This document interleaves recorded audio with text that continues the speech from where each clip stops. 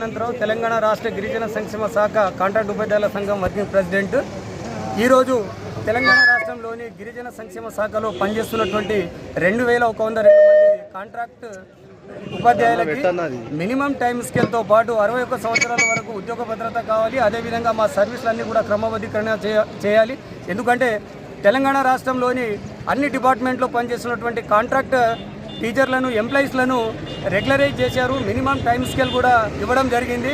ఒక గిరిజన సంక్షేమ శాఖ ఆశ్రమ పాఠశాల కాంట్రాక్ట్ టీచర్లను మాత్రము గత ప్రభుత్వము తర్వాత ఈ ప్రభుత్వం కూడా మర్చిపోయే పరిస్థితిలో ఉంది. కాబట్టి మా పెండింగ్ వేతనాలు కూడా మాకు చెల్లించాలి.